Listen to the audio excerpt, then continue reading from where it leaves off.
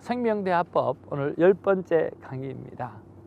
자, 10번째 강의로서 강의는 이제 마무리를 하려고 합니다.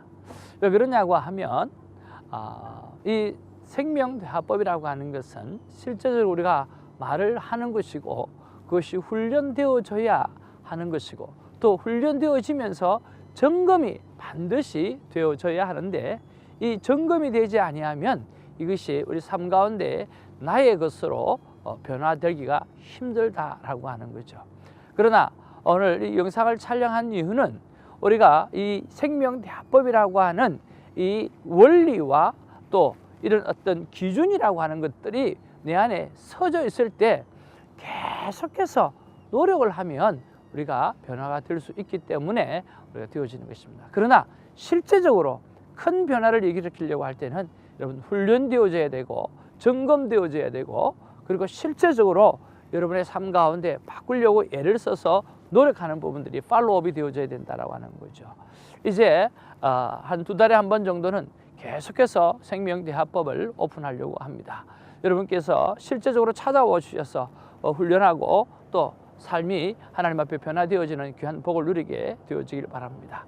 여러분 기억하시죠? 생명대화법이라고 하는 것은 바로 어떠한 방법이라 할지라도 상대를 살리는 화법을 사용하는 것이고 어떠한 경우라 할지라도 오늘 상대가 무슨 말을 할 때 명확하게 상대의 말, 그 심중에 있는 의도가 무엇인지를 파악하려고 하는 그런 화법을 사용하는 것이고 대화를 할 때는 특별히 말을 할 때는 오늘 생각과 느낌을 같이 이야기를 해야 된다라고 하는 그런 기준이 되어지는 화법이고 또 어떤 경우라도 화목한 관계를 만들어내야 하는 화법이 생명대화법이고 그 다음에 마지막 법, 원리와 원칙, 특별히 옳고 그런 거를 따지는 그런 화법이 아니라 하나님의 하갑회적인 사랑, 하나님의 그 무조건적인 사랑으로 품어갈 수 있는 그런 대화법이 생명대화법이라고 정의를 해드렸습니다.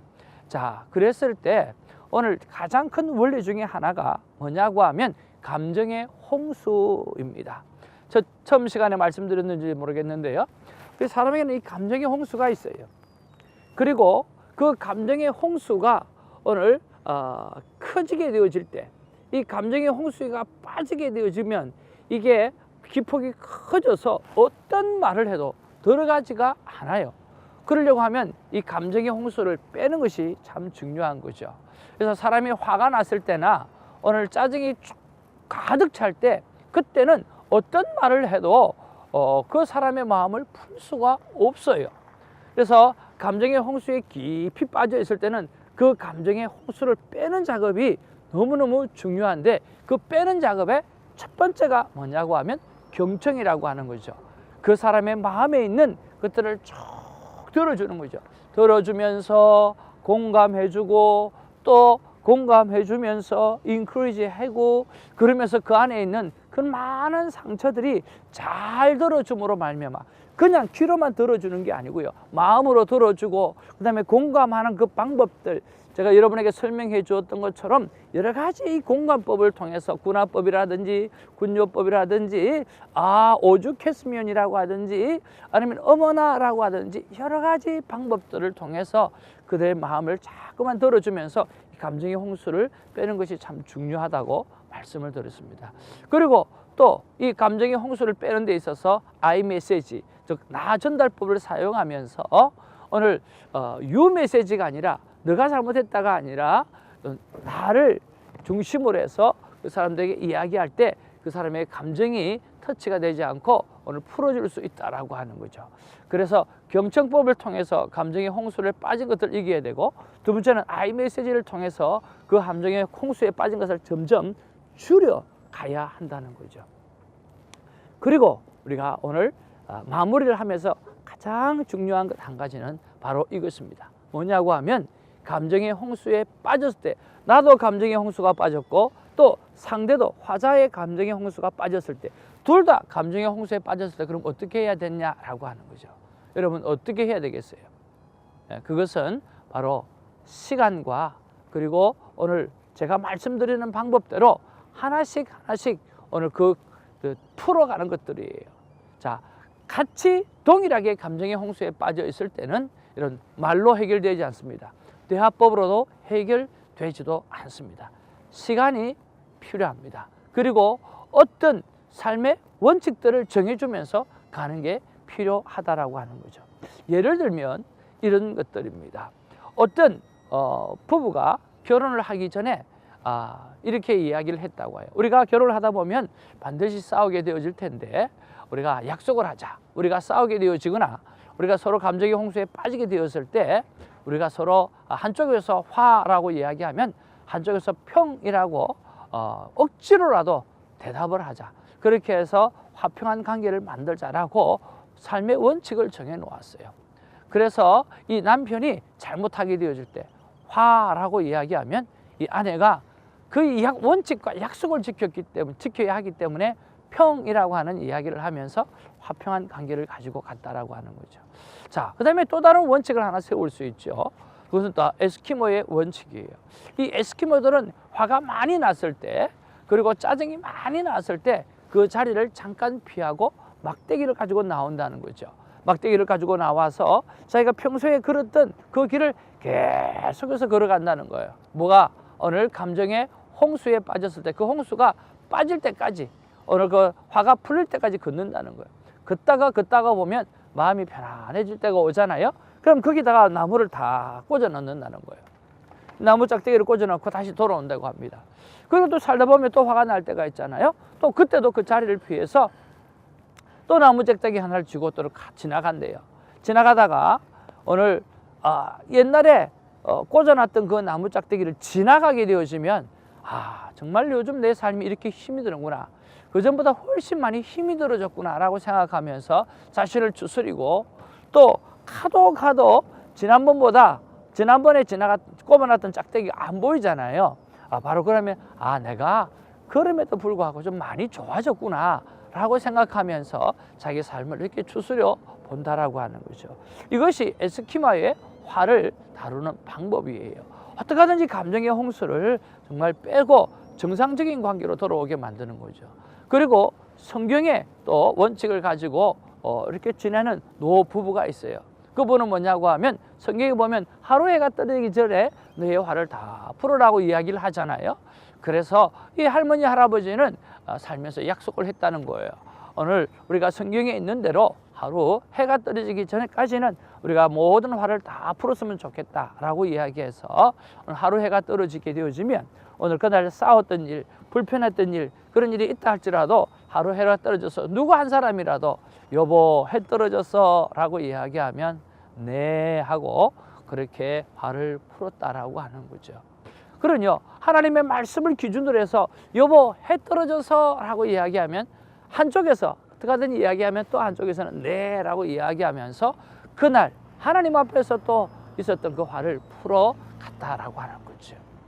또 하나는 바로 오늘 중국에서 가장 고수가 사용한 법이에요.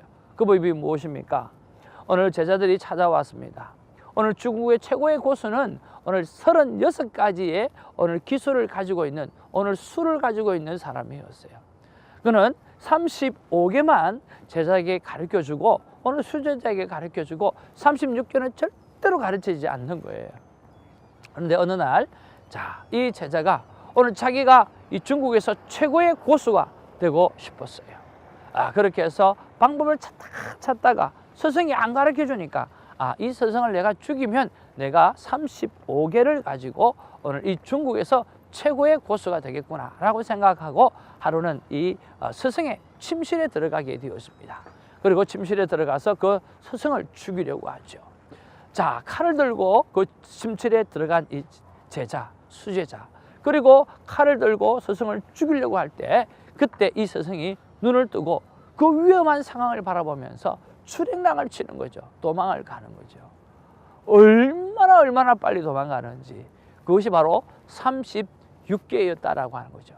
마지막 수는 바로 위험한 상황이 생겼을 때는 오늘 그 자리를 적극적으로 피하는 거죠.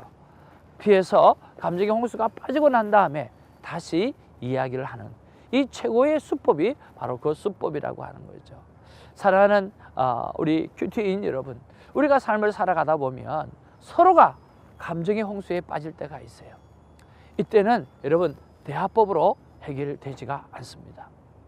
이때는 바로 감정의 홍수가 빠질 때까지 오늘 삶의 원칙을 정해두고 말씀의 원칙을 정해두고 그리고 또한 방법의 원칙을 정해두고 우리가 살아가야 되는데 제가 여러분에게 레코멘드 하고 싶은 마지막 방법 하나, 이것은 바로 하나님이 우리에게 말씀하시는 하나님이라고 한다고 하면 하나님은 우리의 말씀을 들으시는 하나님이라고 하는 것을 우리가 믿고 살아가야 한다는 거죠.